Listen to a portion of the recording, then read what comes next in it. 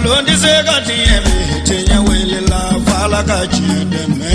tinya wele la ngalon di se ka tiye me tinya wele la fala ka chide me tinya wele la ngalon di se ka tiye me tinya wele la fala ka chide me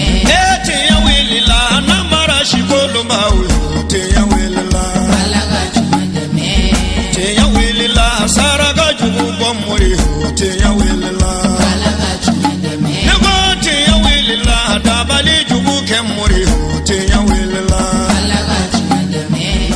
alhamdulillahi rabbil alamin ambe ala tanuka abarkada ka sali kidew la son herma ka noy alakira bay kisi ani nema be aka ana somo ani mawo madi yutu nyonya foka ta jodon se alaka ambe o jama kulu sanu may fe ambalo dunya ka fo bi wajulu keneka amina mira aula odi an karamoga seydi Cheikh Ousmane Madan Haidara ashura su ayela seliminke atako flanan baraw kun folo kun yirala aula ka teme ngani alaka jey ni sigidain bara intako flana min sorola la silila anga jeka nyamada ofe anga kirako ni kafiri karisa no kunye nonu zoro neldo uti shiyambu belabla mungama ko kunu temena si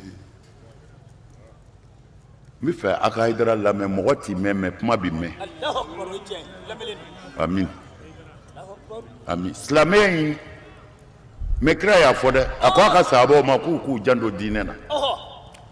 ale kira bi ka min fuye ku ka chini utakajue ku nyi daraka kusebe ko do bina olu minu nya ale kira ko dine mina yeleme fo abi ko olu yere kono ku filile do abani Allahu akbar hine dine makari dine wallahi nyondeme dine kenyo ve dine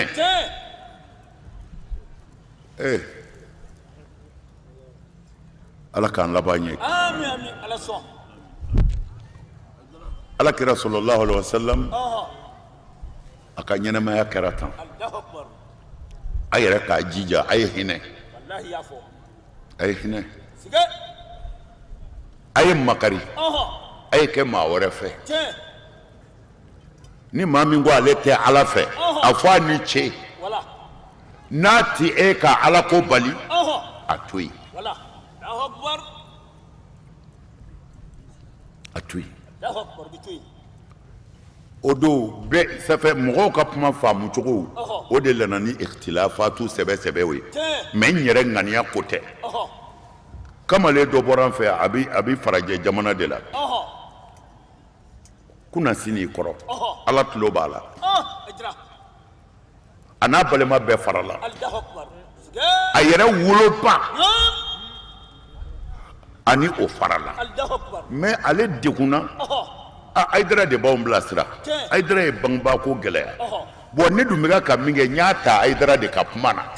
sigatola ala ya blakana ne fe kuna sini Allahu akbar Haidara ale ka dekuye muye ko ne ko kira ko ikabalo I halalala kana foidu imam baraka ale ni kuma mboyena aka famu cogo la kwa ani minnu bi baara la ɲɔgɔn fɛ jamana faraje jamana na a yɛrɛ badenw de don mais ni dumuni sigira k'u ka dumuni kɛ ale b'a fɔ k'a fara a baden kɔrɔkɛ o ko mais mun bɛ yen a ko non k'u ka dumuni kɛ a sera yɔrɔ dɔrɔn o fana ko non ni nin cogo don o kumana I yɛrɛ ta I ka yan bila a n'o farala a taara yɔrɔ ta yɛrɛ ye sisan a nana furukɛ la a nana fanicinin min fɛ yen a tɛ sɔn k'o ka dumuni kɛ a n'o fana kɛlɛla u farala a nana ba fɛ yen ni tobili min kɛra ni ba ko na dumuni kɛ a tɛ sɔn a ba fana ko an den ne ɲiginna ne ka dumuni na ne yɛrɛ yafara e ma et puis a bɛ k'a kɛ ni sɛbɛ de ye fana ko kira ko I kana foyi dun ni halala tɛ bon ala y'a kɛ kunna sina a nana ne ko k'a n'a ba fana fa ne ko non i jalakilen don n ko mais i ba bi min d'i ma n'a sɔrɔla i ka fɛn d'a la i yɛrɛ ka dɔ bɔ ka don a la i k'a dun a ko ale yɛrɛ de b'u balo ale de bɛ baara kɛ dumuni fɛn o fɛn bɛ so ale de y'a bɛɛ san ne ko bɛɛ ni e ta don ka ban e bɛ ban o la cogo di bilen a ko komi ko ninnu de y'a tobi bon ça fait an ka hali figitigiw u ye ɲɔgɔn bila kira ka kumaw faamu cogo de la tan bon ni nin kun ye mɔgɔ dɔ ye sisan ko an bɛ waati dɔ la mustahiduya tile la ale yɛrɛ bɛ nin ta ni mɔgɔ min tugura a kɔ o ti maa ka fɛn ne y'a ɲɛfɔ a ye yɔrɔ min na a y'a faamu ne ko non n'a e yɛrɛ ta b'a la i y'a baara kɛ dɛ n'i ta b'a la dɔrɔn a taara foro la daba b'e bolo daba b'i dɔgɔninw n'i kɔrɔw bolo sɛnɛ min mana sɔrɔ yen o y'i halala de i ta b'o la bon i nana mɔgɔ fɛ yen hali i ma baara kɛ a y'i dunan jigin a ye min d'i ma sariya la o dagalen du ye c'est-à-dire i kana haramu de dun ka mɔgɔ tɔɲɔ k'o ka nafolo dun ka namara kɛ ka wari sɔrɔ n'o de bilala kɔnɔbara la dugawu de tɛ se ka jaabi fiyewu k'o to i kɔnɔ i ni ala cɛ t'i ɲɛ fiyewu ka walifɛn to i kɔnɔ kira y'o fɔ sallallahu alaihi wasallam la yaqbalu salata mur'in fi jawfihi haram kira ko maa o maa diɲɛna ni haramu dɔrɔn b'i kɔnɔ kana seli yan dɛ taa seli alikaba kɔnɔ ko ala mago t'a la a b'a janto na silamɛya ye jogo de ye silamɛya ye jogo de ye ni jogo bɔra yen dɔrɔn silamɛya ko banna nin sanga in la an fana karamɔgɔ seyidi sheikh usman madan haidara a bɛ sɔrɔ k'i da tu fɛn min ye ashura imam hussein ale min shehidu sɔrɔla karbala o dakuruɲɛ fila walawalali min kɛra a la a fɛ an ka jɛ k'a ɲɛmada o fɛ an bɛ kɛnɛ min kan n y'a fɔ a ye cogo min na donba don mais an b'a fɔ ko jɔn minɛ jɔn minɛ n'a na koyi ala kira ka denbaya bɛɛ kɛra jɔn ye sini ɲɔgɔnna de la El Hussein ale fagara sini ɲɔgɔnna de la ka tila ka ala kira ka denbaya min fagara nin kɛnɛ kan kanubaw ni denbaya a bɛ se mɔgɔ 70 ni kɔ ma ka tila ka Seydina Huseini kunkolo dɔ tama na ka taa di Yazidu ma o la k'a kɛ fɛti ye k'a kɛ ɲɛnajɛ ye o nana sira wɛrɛw fɛ nka n y'a f'i ye cogo min na ka kɔn kira yɛrɛ nali ɲɛ nin kalo in ka bon adamadenw bolo mais tɔɔrɔ min y'an sɔrɔ Ashura kɔnɔ o de ye Huseini fagali ye ani alakira ka denbaya sallallahu alaihi wasallam o la yanni an ka tɛmɛ ni walada ye an ka ambassadeur bi an fɛ yan an bɛna kuma di Iran ambassadeur ma a ka silamɛw fo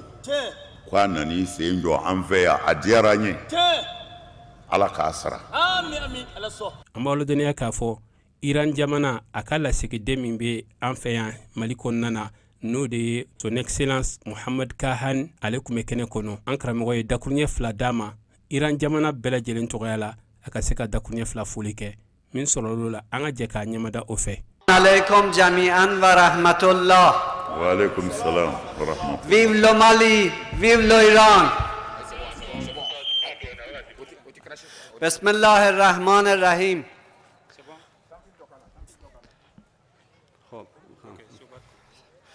من تشکر میکنم از جناب آقای حضرت حجت الاسلام شیخ حیدرا و تمامی عزیزانی که اینجا این فرصت رو برای ما فراهم کردند. akabe akilongo ka kuma damna ala togona ikira togoye kabe seydu fo ne Sheikh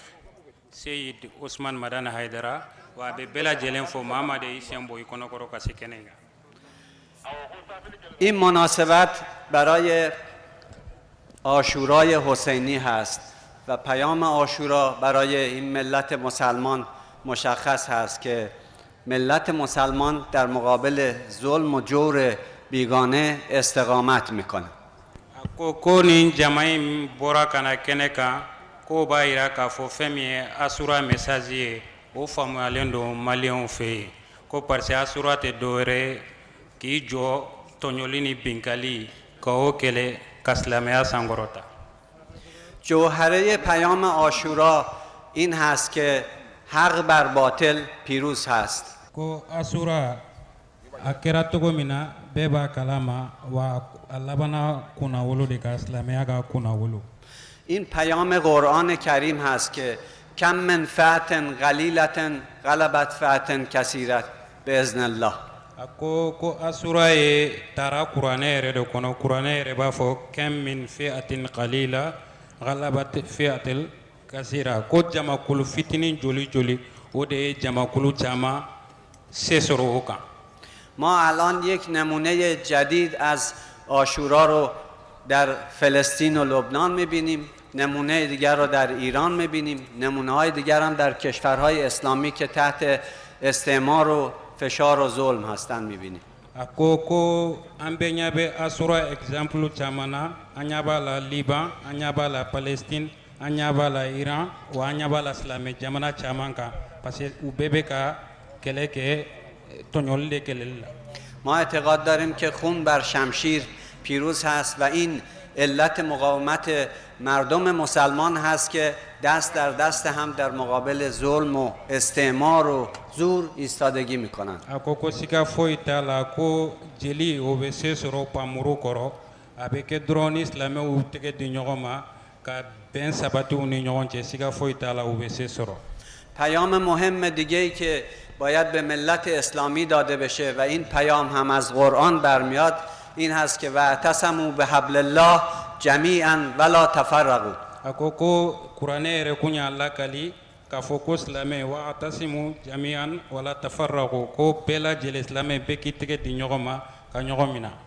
امت اسلام در اهداف عالیه‌ای که داره باید در دست هم به هم کمک کنن، چه این ملت مظلوم فلسطین باشه چه مقاومت ملت مالی در مقابل تروریسم و غرب غارتگر باشه. ko silamɛw kan k'u tɛgɛ di ɲɔgɔn ma ka ɲɔgɔn dɛmɛ ka a kɛra palestine dɛmɛli de ye o a kɛra mali yɛrɛ mako bɛ dɛmɛ la parce que terrorisme kɛlɛ bɛ an yɛrɛ fɛ yan. ما در ایران یاد گرفته ایم که باید در مقابل بیگانگان مقاومت کنیم، اگرچه در جنگمون یک کشور در مقابل 27 کشور اون هم شامل امریکا و اسرائیل جنایتکار بخوایم مقاومت بکنیم. ko iran ko esperance b'olu la o niveau la ko dɔ yɛrɛ tɛ u tɛgɛw dilen ni ɲɔgɔn ma iran jɔra jamana 27 a bɛ ka olu kɛlɛ san joli joli a dɔ ye ameriki ye wa a dɔ ye israel ye. من ضمن تقدیر از این بزرگواران جناب آقای حیدرا که این فرصت رو فراهم کردن، دولت دوست و برادر مالی که این فرصت رو به وجود آوردن و این ملت شریف و دوست داشتنی که مثل اعضای خانواده خودم اینها رو دوست دارم، یه همچی فرصت خوبی رو برای همه ما فراهم کردن که دور هم جمع بشیم و از شعائر اسلامی حمایت و حفاظت بکنیم. a ko k'a bɛ an facɛ fɔ ne ye hayidara ye a bɛ cɛsiri minnu na a dogolen tɛ wa a bɛ maliyɛn silamɛ cɛ fara muso kan a bɛ bɛɛ lajɛlen fɔ wa a nisɔndiyalenba de don ka se kɛnɛ in kan a n'a balimaw ka nin sigi ɲɛnamaya. من از این فرصت استفاده میکنم پیام تشکر رهبر جمهوری اسلامی ایران، رئیس جمهور و ملت ایران از ملت، دولت و مردم مالی رو اعلام میکنم. a ko k'a b'a profiter ka u ka guide suprême kura o ka cikan ani u ka président o ka cikan ani iranien peuple bɛɛ ka cikan na se maliyɛnw ma k'a fɔ u bɛ maliyɛnw kɔ a mana kɛ domaine o domaine na u bɛ maliyɛnw soutenir. ما همواره پشتیبان دولت و ملت مالی بوده ایم و الان هم که این اتحادیه ساحل تشکیل شده، ایران اعلام آمادگی کامل خودش برای حمایت از ملت و دولت مالی در مقابل تروریسم و غرب رو اعلام کرده و این اعلام رو مجدداً بر نظر خودش تاکید میکنه. ko Iran ka soutien be Mali ka kolon u ya annonce ka koro wa u ba la kura ka fu be malo soutenir wa u be AEC jamana u ba be soutenir. واقعا من یک بار دیگه اعلام بکنم که به قدری من خوشحالم در میان این مردم. من شاید 70 کشور دنیا رو سفر کردم و معمولا حوزه بین المللی کار کردم، ولی وقتی آمدم اینجا این ملت رو دیدم، واقعا ملت دوست داشتنی دارید. قدر خودتون رو بدونید. خیلی شما رو دوست داریم. ویولو مالی، ویولو ایران. خیلی ممنون، متشکر. Thank you very much. ako kai jamana minge ka be jamana bi wolon labo ko me kanana malla ko vraiment ko malion ko depa be kama basi foye malion abu fo abu wali nyumanda ala ka Mali sangorota ala ka Iran re sangorota. صلوات بر محمد و آل محمد. kanga sele ala kira kana somo Allahumma salli ala Muhammad wa ali Muhammad wa جناب ajil شیخ farajam. مجددا تشکر میکنم از شما دولت مالی و این ملت خوب. خیلی عالی. متشکر و ممنون. Thank kabi you fo very abi much. walo nyumando abe malen bela jelen fo ala ke imesi la ka kenao ke. Thank you very much. an ka ambassadeur ma k'a fo ka waleɲuman dɔn a nana fara an kan nin baara in na an b'a fɔ ko ala k'a sara hɛrɛ la ala k'an bɛɛ sago di an ma sɔli ala rasul ayiwa an hakili diinɛ in o de ka gɛlɛn n'i y'a faamu i bɛ lafiya u y'a fɔ u m'a fɔ o bɛɛ to yen silamɛya man ca n b'a fɔ a ye don o don silamɛya tɛ foyi ye da ala la i tile dɔ wɛrɛ tɛ yen n'i ko seli o ɲɛ ɲini dɔrɔn n'i t'o ɲɛ dɔn n'i ko bolojigin i bolo minɛ ne y'o bɛɛ ɲɛfɔ aw ye dɔ wɛrɛ t'a la n'i y'a i ka seli ɲɛ dɔn a banna sun dɔnnen don hiji dɔnnen don silamɛya man ca sira ala ɲɛ i tile tile in ti dɔ wɛrɛ walimuso to a tigi bolo walinafolo to a tigi bolo hasidiya dabila kana dabalijugu kɛ kɛ maa wɛrɛ fɛ ala b'i k'i fɛ i tile ne ka kuma tɛ dɛ kira de y'a fɔ sallallahu alaihi wasallam a ka hiji laban don dɔ de y'a ɲininka ko silamɛya ɲɛ fɔ an ye fɔ an kana nimisa ko ala an ka i ɲininka nin na a ko cɛ ma ko qul amantu billahi summa istaqim n'i ko i dan bɛ ala la ko i tile ko silamɛya banna mɛ ala yɛrɛ y'a jaabi kuranɛ kɔnɔ allazina qalu rabbuna allahu summa istaqamu ala ko minnu ko anw ma ye ala ye u ma da u ma dɛ k'u tilala k'u tile an karamɔgɔ ko bɛɛ bɛ tile yɔrɔ in de bolo Harun Rashid a tile la seba kɛra ye se kunba ye kojugu Basiyu n'aw ka ɲɛmɔgɔ dɔ kun don don dɔ la a y'a ka danayamɔgɔ dɔ wele a ko o ma ko dugu in lajɛ dɛ ni banabaatɔ hakɛ min b'a kɔnɔ c'est-à-dire ni bana n ngolo b'i dimi bana ko tɛ quoi hakili tiɲɛ banatigi ni fatɔ hakɛ min bɛ n ka nin dugu in kɔnɔ i jija an k'a fatɔ hakɛ dɔn a ka ciden bɔra sɔɔni a segira ka na Khalifa ko a ma ko e y'o da dɔ kelen a ko ayi a ko mun bɛ yen a ko hali k'a fɔ n ka hakilitigiw jate k'o de dɔn ka di o jate dɔn ka di quoi ka tɛmɛ fatɔw jateli kan a bɛ fɛ ka mun fɔ a ye ko fatɔ ka ca a bɛɛ ti fini bila a ko hali k'a fɔ n ka hakilitigiw jate k'o dɔn ka di kojugu ka tɛmɛ banabaatɔw kan mɔgɔ caman man kɛnɛ koyi e ni maa caman sigilen don a bɛ baro la mɔgɔ caman man kɛnɛ koyi Allahu akbar ala ka hakili ɲuman d'a ma a ko kɛnɛbaatɔ jate dɔɔni ka nɔgɔ banabaatɔ ye a bɛ faamu ala ye aya fila fɔ kuranɛ kɔnɔ diɲɛlatigɛ bi ban ye Allahu Akbar. diinɛ bi ban ye Allahu Akbar. n bɛ fɛ a k'a bila aw kɔnɔ toujours a ɲɛ bɛ maa o maa na i ɲɛ bɛ mɔgɔ o mɔgɔ la min bɛ seli min tɛ seli min bɛ boli sɔn a bɛɛ ye ala ka jɔnw de ye Allahu Akbar. Siga t'o la. a kelen ma n'a yɛrɛ ma Ayi, o ma kɛ. wa a kelen tɛ dugukolo ka ala ɲinɛ ma Ayi, Allahu Akbar. Ayi, aha mɛ ala y'u to yan k'a fɔ ka d'a kan ko ni ala ye adamaden da ko kafiriw b'u la ko silamɛw b'u la Allahu Akbar. nin ye kuranɛ de ye dɛ Tiɲɛ. hadisa tɛ nin ye dɛ ala ko ni ala ye adamadenw da kafiriw b'u la silamɛw b'u la Tiɲɛ. Siga t'a la.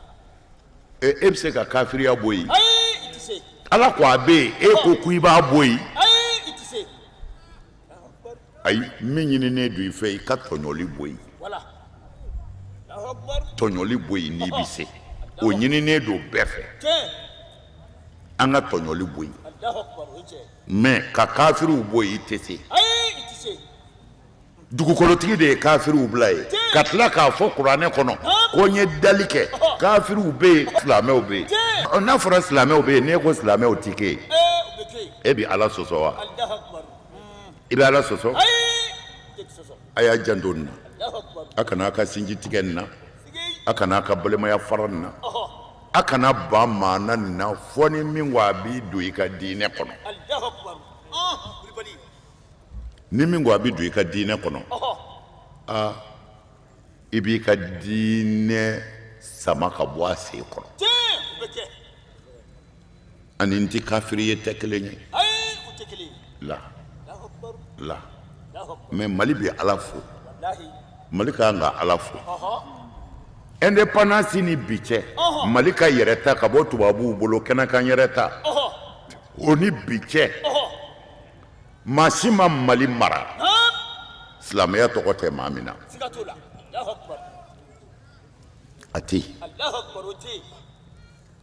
faama si ma mali mara min tɛ seli i ka diinɛ o b'i ni ala de cɛ Voilà. mɛ ala ko k'an kana maa dusukun lajɛ Tiɲɛ. an tɛ se k'o ye yɛrɛ ala ko an ka mɔgɔ lajɛ kɛnɛma Tiɲɛ. ni mɔgɔ min ko a ye silamɛ ye ko an k'a fɔ o ye silamɛ ye Tiɲɛ. fɔ n'an ye fɛn wɛrɛ y'a la min b'a bɔ a la Allahu Akbar. Kulibali. mana mali faama bɛɛ alihamudulilayi Wallahi. Bɛɛ bɛ seli. u ye silamɛya yɔrɔ dɔw bonya Tiɲɛ. u ye silamɛya yɔrɔ dɔw bonya dɛ hali sini ɲɔgɔnna o somenen don Tiɲɛ. asura u y'a some Allahu Akbar. u y'an bonya u ye silamɛya bonya Tiɲɛ. Kɛnɛ kan. a fɔ silamɛw tɛ mɛ u ye silamɛya bonya Siga t'a la. Allahu Akbar. O ye wulibali. n bɛ fɛ k'a fɔ dɔrɔn mali kɔnɔ yan ni maa min ko i bɛ kɛlɛ kɛ silamɛya tɔgɔ la yan o b'an kabakoya kosɛbɛ Allahu Akbar. O ye tiɲɛ. ne y'o de fɔ n ka kuma na walahi ala tulo b'a la ni faamaw donna an ni ala ka silamɛya sɛbɛ yɔrɔ o yɔrɔ cɛ mɔgɔ min bɛ sa fɔlɔ ne don Sigi. Abali. bilahi Allahu n b'a lakale ala ɲɛna tan Sigi. mɛ mali faamaw ma don silamɛw ni foyi cɛ Ayi, o ma kɛ. an bɛ u k'a fɔ kɛ O tɛ yen. k'a fɔ mali fanga ye silamɛw bali nin na o ye mun ye Foyi. Allahu Akbar. ayi dɔ bɛ se k'a f'u ye ko sonbolo tɛ tigɛ yan ko jɛnɛyakɛla t'i faga Allahu Akbar. n'i y'o fɔ ala nana ni baya ye kuranɛ kɔnɔ an ko ka baya kɛ ni baya kɛra i na sonbolo sɔrɔ ka tigɛ Ayi, a tɛ sɔrɔ ka tigɛ. Ayidara. i na jɛnɛyakɛla sɔrɔ ka faga Ayi, o tɛ sɔrɔ. o to yen Allahu Akbar. yanni so bolo ka tigɛ mali la yan ne hakili la ne y'o kuma fɔ o ye k'o ban anw de ye bɛɛ wele n ko a ka kɛ Tiɲɛ. Siga t'o la. mɛ yanni so bolo ka tigɛ a ye jamana kelen fɔ n ye diɲɛ kɔnɔ dɛ A bani. ko so bolo bɛ tigɛ nin dugu in na a y'a dugu fɔ n ye dɛ Sigi. O tɛ yen. ko jɛnɛyakɛla bi farala kɛlu nin dugu in na diɲɛ kɔnɔ a ye jamana kelen fɔ n ye n k'a mɛn Sigi. O tɛ yen. Zami. Allahu Akbar. Lahi o tɛ yen. O tɛ yen. u ka jamana dɔ fɔ an ye a bɛ kɛ yɔrɔ min na o kumana Mali kelen de bɛna kɛ a dama Ala dugu ye Ala jamana ye wa mais jamana tɔw la a ti kɛ mun na Mali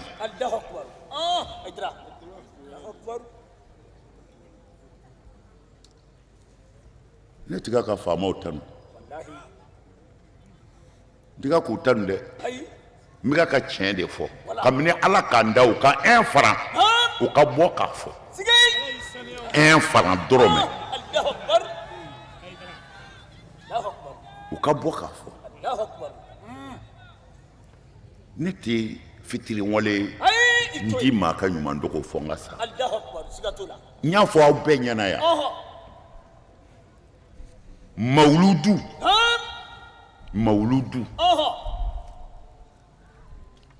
ne ka mawuludu la ansaru bɛ min dépense président bɛ yan $1,200,000 a n'a kunkan fɛ président bɛ yan ko $200 millions et quelques dunanw jiginni ni dunanw ka dépense la mais san 2 ye nin 2 ans ye u bɛna $500,000 di ko mawuludu dɛmɛ 5 millions ko mawuludu dɛmɛ n tɛ maa ka ɲuman dogo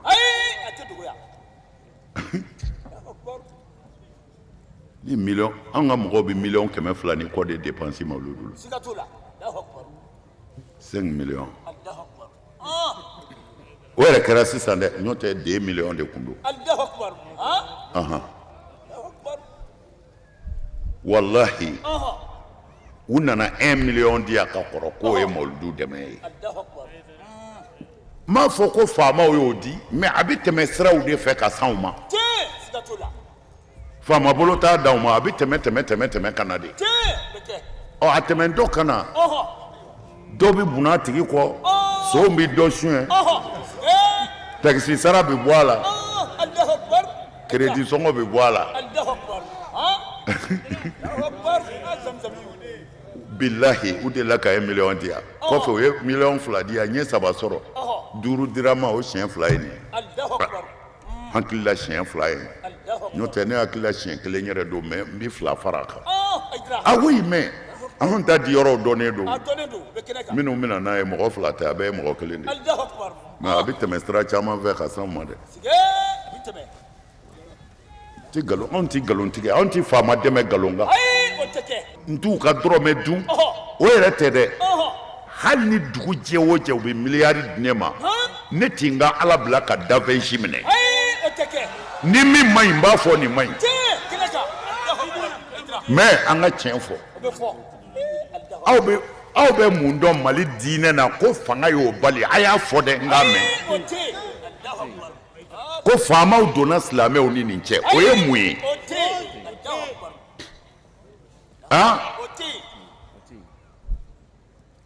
hali ni jamajɛrɛ in n'a tora faamaw ma a ti kɛ mais u ko an k'a kɛ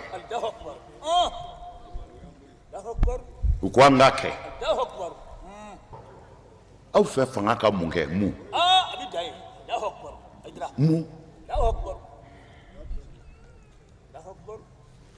ne n'u man di min na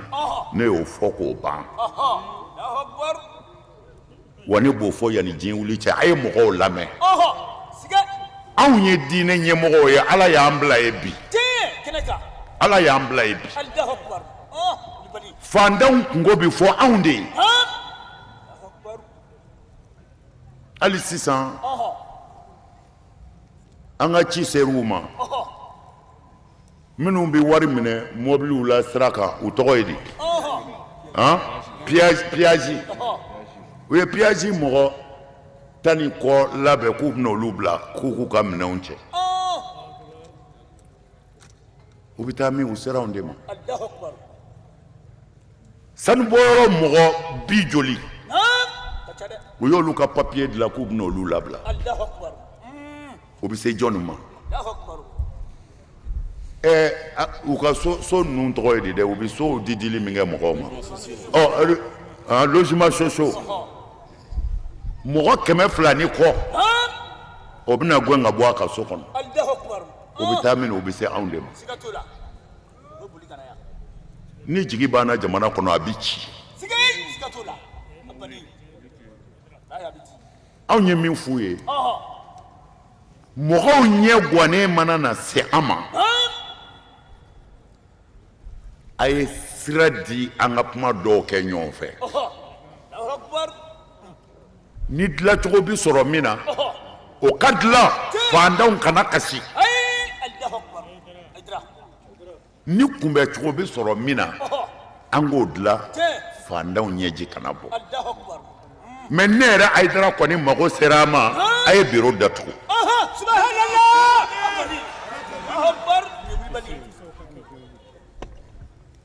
an kuma in ye nin de ni nin kɛra minnu bɛ wuli k'an fa n'an ba neni an t'olu jate an t'olu jate a ka n'u reçoit dɛ a ka n'u lamɛn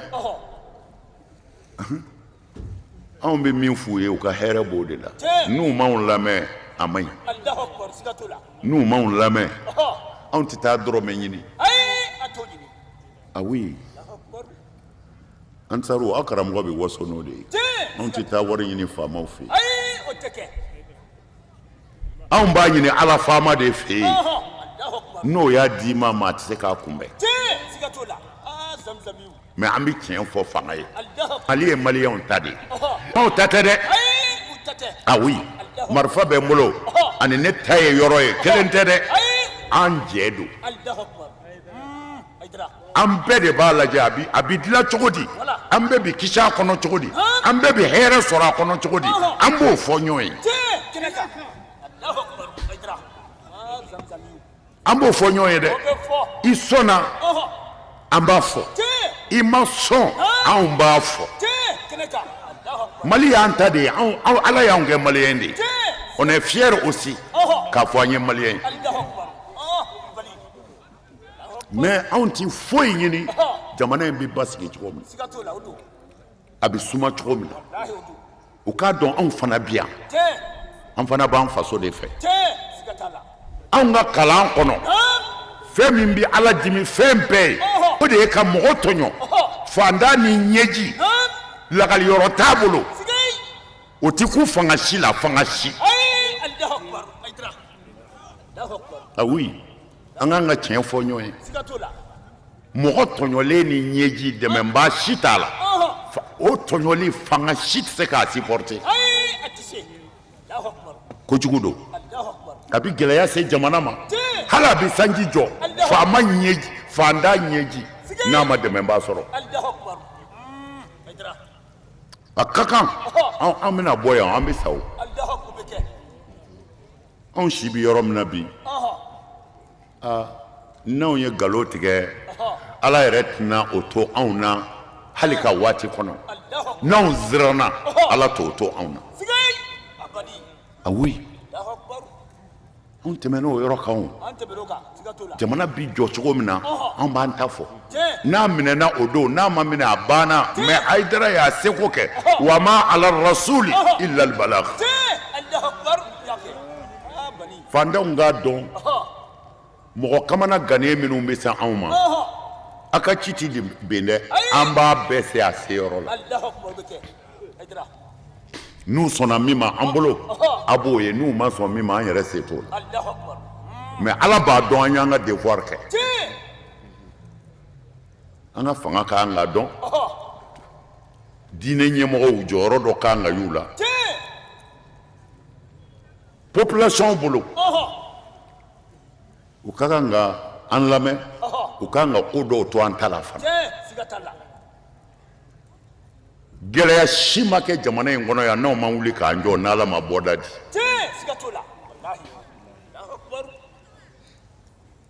a ma kɛ dogolaw o la an bɛ dugawu kɛ mali ye ka dugawu kɛ faamaw ye ala ka hakili ɲuman d'u ma u bɛ baara min na ni faso boli don bolo la ka mɔgɔw ka hakɛ d'u ma an ka balo hɛrɛ la an faso kɔnɔ ala k'u dɛmɛ an ka jamana ani an sigiɲɔgɔn jamanaw ala ka hɛrɛ don a bɛɛ kɔnɔ ala ka Mali kisi ala k'an kisi a kɔnɔ ala ka san caman yira an na ala ka hɛrɛ caya ala kira bonya kama اتنا في الدنيا حسنة وفي الآخرة حسنة وقنا عذاب النار اللهم انصرنا وانصرنا واهدنا جميعا إلى صراطك المستقيم لا إله إلا أنت سبحانك إنا كنا من الظالمين يا فرد يا صمد اقضي هوائجنا وفرج همومنا واجعل سنة لنا رحمة إنك على كل شيء قدير صل سبحان ربك رب العزة عما يصفون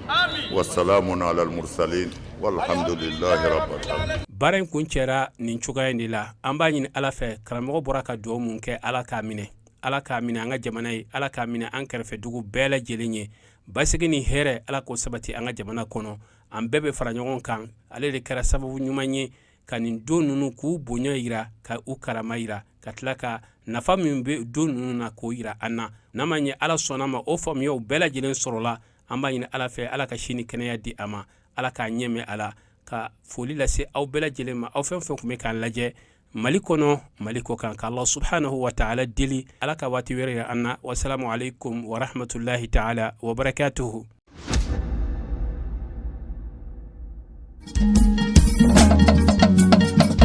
Tinya wilila hangalondi sega tinyebe tinya wilila fala ka chideme tinya wilila hangalondi sega tinyebe tinya wilila fala ka chideme tinya wilila hangalondi sega tinyebe tinya wilila fala ka chideme tinya wilila namara shikolomba uyo tinya wilila fala ka chideme tinya wilila saraga jubu bomuri tinya wilila